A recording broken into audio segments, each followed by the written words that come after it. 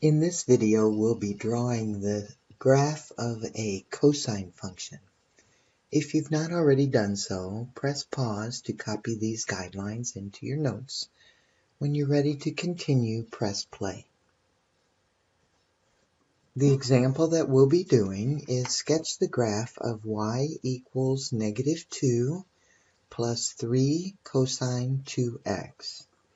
We'll be comparing this equation to our general cosine equation. Notice that the c value is -2, the a value is 3, and the b value is 2, and we have a d value of 0. Our first step is to factor out b if needed. It's not necessary in this equation since our 2 is multiplied by x, and we can write that as x plus 0. So our d is a 0 or a -0, depending upon how you want to look at it. But 0 does not have a sign, so it doesn't matter. But we see then that our coefficient of x, or the coefficient of the argument of our cosine here, is 2. So b is 2. Then we'll get our other values. Amplitude is the absolute value of a, and we see that a is 3. So our amplitude is 3. Our period we know we find with the formula 2 pi over b. We found b to be 2. So 2 pi over 2 is equal to pi. So we'll have a period of pi. Our vertical translation is the value of c. So we'll be moving our graph down 2 units because it's a -2. And our phase shift, which is the d value, we saw was 0. So we won't be moving it right or left any. Our next step is to draw in the guidelines. Since our c value is -2, that means our center line needs to be drawn at -2. So this is our center line. And then our amplitude was 3, so we go up 3 units, 1, 2, 3, and draw the guideline for our maximum values at y equals 1. And then if we go down 3 units from our center line, we see that we have a guideline for our minimum values at y equals -5.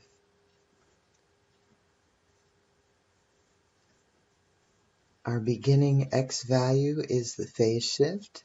So since d is 0, that means we're going to start our beginning of the curve at the y-axis.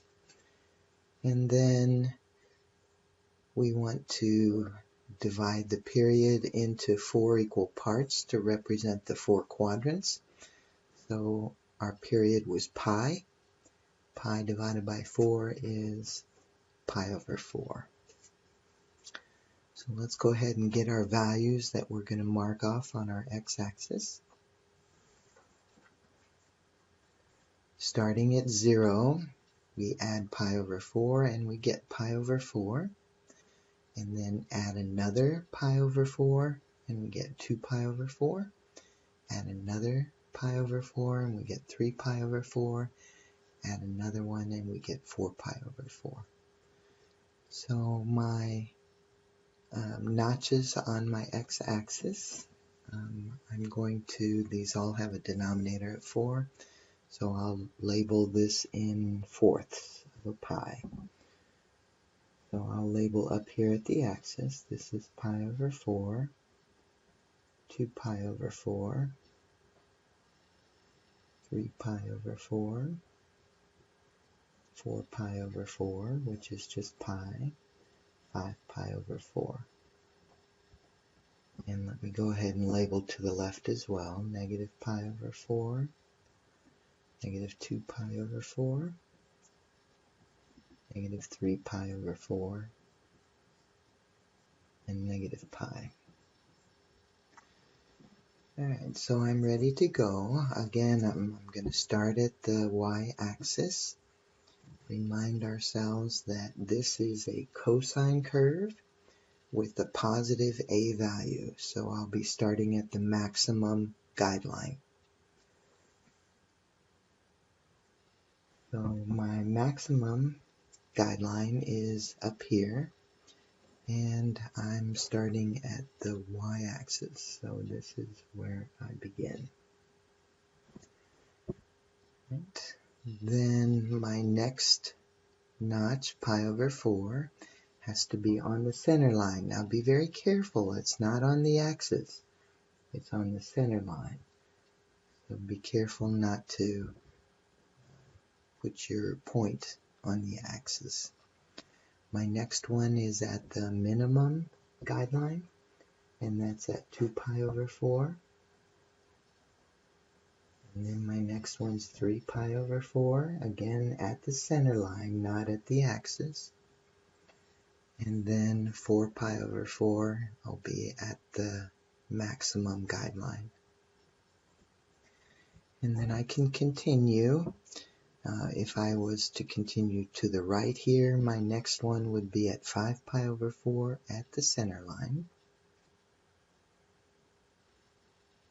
And then if I were to continue to the left, my next point to plot would be at negative pi over 4 at the center line.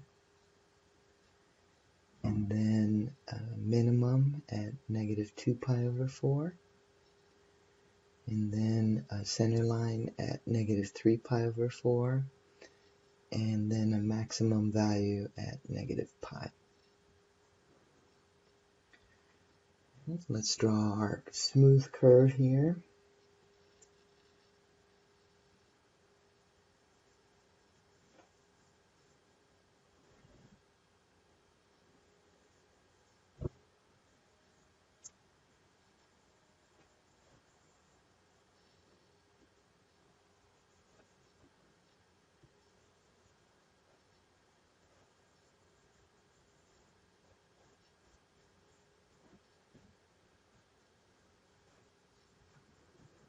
And we're finished.